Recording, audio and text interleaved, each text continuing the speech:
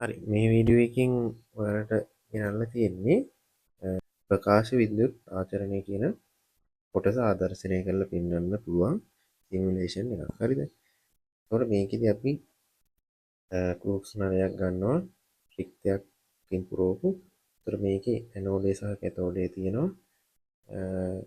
මේ ඔක්කොම ටික තියෙනවා. සහ බාහිර විද්‍යුත් සැපයීමක්කුයි මල්ටි වෝල්ට් මේ ඇමීටරයකුයි තියෙනවා. ඒකට සාමාන්‍ය මිලිමීටරයක් තියෙන විතර කුඩා ධාරාවක් යන නිසා. දැන් මෙතන තියෙනවා මේ වේව් ලෙන්ත් කියලා මේ අපිට වෙනස් කරන්න පුළුවන් යවන විකිරණ වර්ගය නැත්තම් විද්‍යුත් චුම්බක තරංග වර්ගය. ඒතර මෙතනින් බලන්න මේ ඉන්ටෙන්සිටි කියලා තියෙනවා. ඒ කියන්නේ තීව්‍රතාවය. තීව්‍රතාවය බලන්න මේ අඩු වැඩි කරනවා. ඒ කියන්නේ අර වෙනවනේ දැන් අර එවන කිරණ කදම්බේ පාට එන්න වැඩි වෙනවා. ඒතර තීව්‍රතාවය කියන්නේ අන්න ඒක තමයි. ඒතර කිරණ ප්‍රමාණයේ වැඩි වීම සහ අඩු වීම තමයි තීව්‍රතාවය කියලා අපි සඳහන් කරන්නේ. හරිද? එතකොට කිරණ ප්‍රමාණය අපිට ওই විදිහට වැඩි කරන්න පුළුවන්. සහ මෙතනින් යවන තරංග වර්ගය එහෙම කරන්න පුළුවන්. එතකොට අපි මෙතනින් මේ දෘශ්‍යාලෝක කලාපය තමයි විසිබල් කියලා කියන්නේ. ඊට පස්සේ මේ පැත්තට යනකොට අදෝරක්ත කලාපයට වගේ යනවා. මේ පැත්තට පාරජම්බුල කලාපයට යනවා. ඒතකොට මේ කොහොම තියෙන්නේ ආලෝකයේ තරංගායම ටික තමයි. ඒතකොට මේ වම් පැත්තට එද්දි සංඛ්‍යාතය වැඩි වෙනවා. දකුණු පැත්තට එද්දි සංඛ්‍යාතය අඩු වෙනවා. හරිද? එතකොට මොනක තමයි කතන්දරේ. ඊළඟට අපිට මෙතනින් මේ බාහිර විභව සැපෙන්නේ වෝල්ටීයතාවයේ ධන පැත්තට ගෙනියන්න පුළුවන්. ඍණ පැත්තට ගෙනියන්න පුළුවන්. දැන් අපි මේකේ කතන්දරේ වැඩියට බහිමු. මම මෙතන විභවයේ බිඳුවක් තියලා පටන් ගන්නම්. අපි දන්නවා මේ පතනය වන විකිරණ වලට නැත්නම් පතනය වන ආලෝක කිරණ වලට තීව්‍රතාවයක් සහ සංඛ්‍යාතයක් තියෙනවා. පැහැදිලිද? එතකොට සංඛ්‍යාතය වෙනස් කරන්න තමයි මෙන්න මේ තරංග ආයාමය වෙනස් කිරීමට අපිට මේ වගේ එකක් දීලා තියෙන්නේ. තීව්‍රතාවය වෙනස් කරන්න මේක දීලා තියෙනවා. ඒතර අපි දන්නවා මේ ප්‍රකාශ විද්‍යුත් ආචරණය කියන එක ඇති වෙන්න නම් ඒ කියන්නේ මේ අදාළ කැතෝඩයෙන් ඉලෙක්ට්‍රෝන ගැලවිලා මේ ගමන් කරන ඉලෙක්ට්‍රෝනනේ. මේ ඉලෙක්ට්‍රෝන ගැලවිලා ගමන් කරන්න නම් අදාළ සංඛ්‍යාතයක් තියෙන්න ඕනේ. හරියට නිකන් ගේට්ටුවක් වගේ ඒ ගේට්ටුව එළියට යන්න නම් එතනට අදාළ සංඛ්‍යාතය දෙන්න ඕනේ. ඒ කියන්නේ සංඛ්‍යාතය අපි මේ හරිය අඩුයිනේ. ඔන්න අඩු සංඛ්‍යාතය තියෙන්නේ. අඩු සංඛ්‍යාතය ඒතකොට වැඩි කරගෙන ඉද්දී යම් කිසි වෙලාවකදී මොකද නන්න ඉලෙක්ට්‍රෝන ගැලවෙන්න පටන් ගන්නවා. හරිද? සාමාන්‍යයෙන් මෙන්න මේ හරියදී වගේනේ. මෙන්න මේ හරියදී වගේ ඔන්න ගැලවෙන්න පටන් ගන්නවා.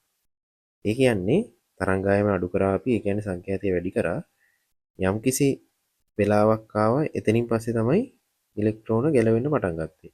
අපි එතනට කිව්වා ඒ සංඛ්‍යාතයට දේහෙලිය සංඛ්‍යාතය නැත්නම් මෙතනට අනුව දේහෙලිය තරංග ආයාමය.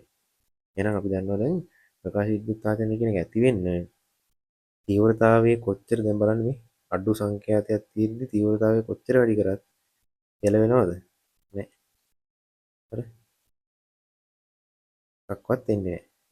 ඒ කියන්නේ මෙන්න මේ කට මේ බැරිය එක පයින්න ඕනේ ඉලෙක්ට්‍රෝන මුක්ත වෙන්න නම්. අන්න බලන්න. දැන් තීව්‍රතාවය වැඩි කරපුවාම මෙතන ප්‍රකාශ ධාරාව වැඩි වෙනවා පේනවා. අපි එතනට එමු. එතකොට මේ F not කියන එක නැත්තම් දේහෙලිය සංඛ්‍යාතය කියන එක බලන්න මේ අපිට පැහැදිලිව මෙතනින් බලා ගන්න පුළුවන්. හරිනේ. ඊළඟට අපි දැන් මෙතනින් ඉඳන් තීව්‍රතාවය නියතව තියමු මේ හරි 150ක් විතර තියලා සංඛ්‍යාතය වැඩි කරගෙන යන්න. මොකද වෙන්නේ බලමු. බලන්න මෙතන මේ ඇමීටරේ පාඨාංකය 4.9ක් කියලා තියෙනවා. වැඩි වුණාට වැඩි වෙනවද මේ සංඛ්‍යාතය මම වැඩි කරනවා. මොකවත් වෙන්නේ නැහැ නේද? ඒ කියන්නේ මෙතනින් ඉලෙක්ට්‍රෝන ගැලවුණාට ගැලවෙන ප්‍රමාණය වැඩි වෙනවද? නෑ. මොකද ධාරාව කියලා කියන්නේ තප්පරයකදී ගමන් කරන ඉලෙක්ට්‍රෝන නැත්තම් ආරෝහණ ප්‍රමාණය. ඒතොර තප්පරයකදී ඉලෙක්ට්‍රෝන ගන්න වැඩි වුණොත් තමයි ධාරාව වැඩි වෙන්නේ. ඒතොර සංඛ්‍යාතය වැඩි කරා කියලා තප්පරයකදී ගැලවෙන නැත්තම් ඉලෙක්ට්‍රෝන මුක්ත වන ශීඝ්‍රතාවය වැඩි වෙන්නේ නැත. හරි. ඔන්න ඔකයි ගතන්ද. හැබැයි පොඩි වෙනසක් වෙනවා. අර යන වේගය පොඩ්ඩක් එහෙම වෙනවා. ඒක මම පැහැදිලි කරන්නේ.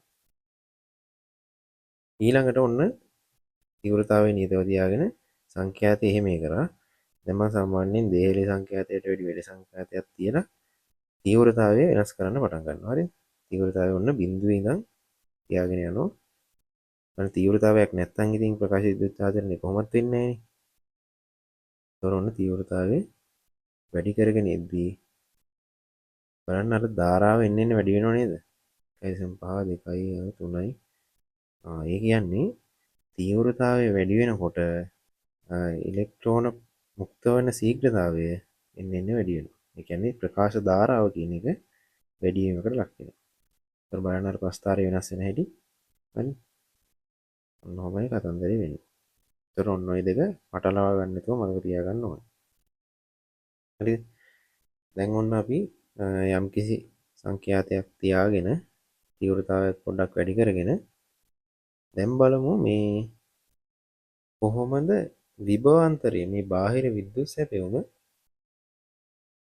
මේ ප්‍රකාශ විද්‍යුත් ආචරණයට බලපෑමකට ලක් වෙන්නේ කියලා. දැන් ඔන්න ප්‍රකාශ විද්‍යුත් ආචරණය හොඳට සිද්ධ වෙන ගමන් ඉන්නේ මිලි ඇම්පියර් 5ක ධාරාවකුත් යන ගමන් තියෙනවා.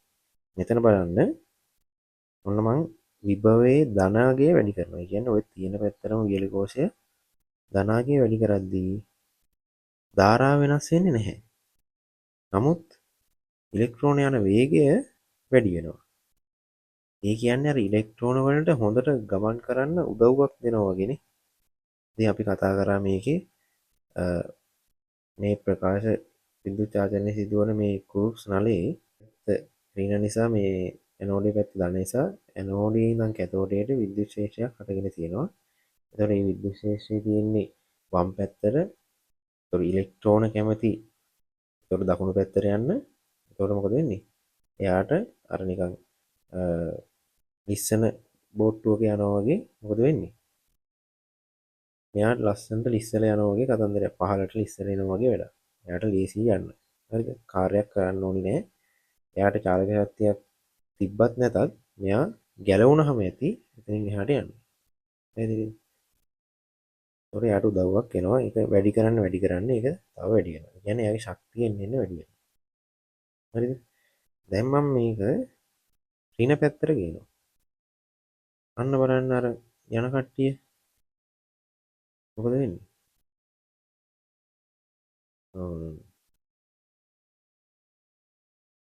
බලන්නකො මේ මොකද වෙන්නේ?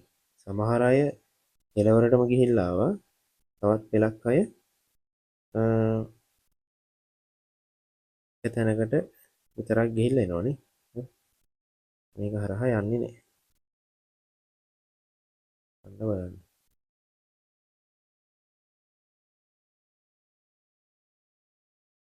අන්න දැන්ට ආපු ගමන් කරන්ට් එකක් යන්න පටන් ගන්නවා.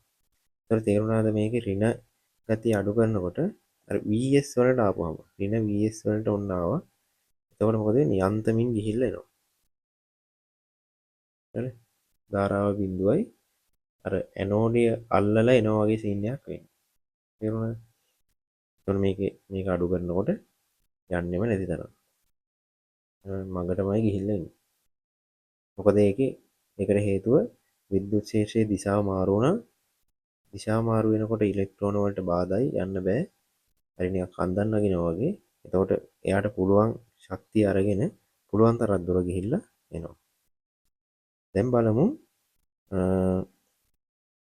මෙන්න මෙතන මම ධන විභවයක් දෙනවා. මෙතන මම මේ කැතෝඩේ ලෝහ වර්ගය වෙනස් කරනවා. ඒ කියන්නේ කැතෝඩේ ශාර ලෝහ වලින් මම දාලා තියෙනවා කියන්නේ. මේ මොකද ඉලෙක්ට්‍රෝන ගලවන්න ලේසි ශාර ලෝහ වලින්. ඒතකොට ශාර ලෝහ වර්ගය වෙනස් කරපුවහම බලන්න සාමාන්‍යයෙන් අපි ගමු සෝඩියම් දාලා තියෙන්නේ පොටෑසියම් වගේ. අන්න එතකොට මේ ඉක්මනට යනවනේ. අපි දන්නවා අර සෝඩියම් වලට වැඩිය ආවර්තයක් පහළින් ඉන්නේ පොටෑසියම්. ඒතකොට එයාගේ ඉලෙක්ට්‍රෝන ගලවන්න ලේසි. ඒතකොට එයාට අඩු ශක්තියක් දෙන්න ඕනේ. ඒතකොට ගලවන්න දෙන්න ඕනේ ශක්තිය අඩු නිසා ඉතුරු ශක්තිය කොහොම හම්බෙන්නේ? ඉලෙක්ට්‍රෝන වලට. ඒ මොකක්ද ඒ කිව්වේ? මෙන්න මේ සමීකරණය බලන්න අයින්ස්ටයින් ඉක්වේෂන් කියලා තියෙනවා. ඒකෙන් තියෙනවා අපි ඉගෙන ගන්න මේක HF සමානයි kmx ධන ෂයි කියලා.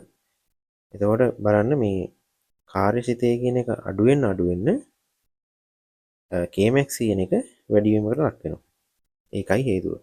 ඒතකොට කාර්යසිතය අඩු වෙනවා පොටෑසියම් වල සෝඩියම් වලට වැඩිය. එතකොට මොකද වෙන්නේ?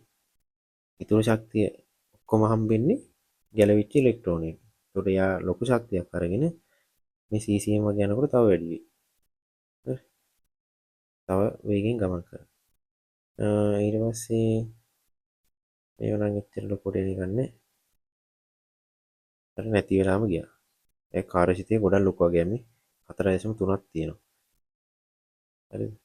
CCM වල තමයි කාර්යසිතේ ගොඩක්ම අඩු.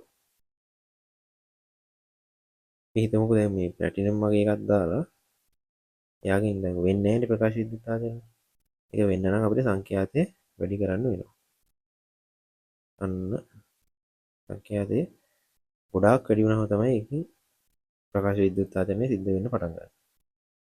හරිද? ඊළඟට මම කිව්වා දැන් මෙතන මේ අපි ආයෙත් දාගමු සෝඩියම් වගේ එකක්. මෙතන මේ මෙන්න මෙයා වැඩි කරද්දී වැඩි වේගෙන් ගියා කියලා කිව්වා නේද? ඒකට හේතුව මොකද්ද? ගැලවෙන ඉලෙක්ට්‍රෝන වලට අර පල්ලෙහාට යන්න හරියට නිකන් පල්ලමක් බහිනවා වගේ මේක වෙන්නේ. ඒතර පල්ලම බහින්න යාට ලොකු මුලදිම විභව ශක්තියක් හම්බ වෙනවනේ. ඉතින් මෙතන විද්‍යුත් විභව ශක්තියක් හම්බ වෙනවා යාට චාලක ශක්තියට අමතරව. Kmax එකට අමතරව එයාට හම්බ වෙනවා චාලක ශක්තියක. හරි. ඒතකොට ඔන්න ඔය ටික තමයි මේ ප්‍රකාශ විද්‍යුත් ආචරණයෙන් අපිට කතා කරන්න තියෙන්නේ. ඒතකොට බලන්න මේ මෙන්න මේ ප්‍රස්ථාරයේ කරන්ට් versus වෝල්ටේජ් කියලා තියෙන. ඒ කියන්නේ ධාරාව සහ විභවය අතර ප්‍රස්ථාරේ. ඒකේ Vs අගය මෙන්න මෙයා වෙනස් කරනකොට වෙනස් වෙනව නේද කියලා බලන්න. අන්න බලන්න. මේක ප්ලැටිනම් වගේ කියනකොට Vs අගය කර නැති වෙලා යනවා. අර මේක මේ හරියට දාලා. එතකොට මේ CCM වගේ දාපුවම අර ලොකු Vc අගයක් එනවා. හරිද? ඒ කියන්නේ මෙයාලට ලොකු චාලක ශක්තියක් තියෙනවා. ඒ චාලක ශක්තිය නවත්තන්න නම් ලොකු ඍණ විභවයක් දෙන්න ඕනේ. හරි. දැන් එහෙනම් සියලුම කර්ම කාරණා ටික පැහැදිලි වෙන්න ඇති කියලා මම හිතනවා. මොනවා හරි ප්‍රශ්නයක් තියෙනවා නම් අහන්න. එහෙනම් ආයෙත් තවත් ආදර්ශනයක් අරගෙන අපි හම්බෙමු.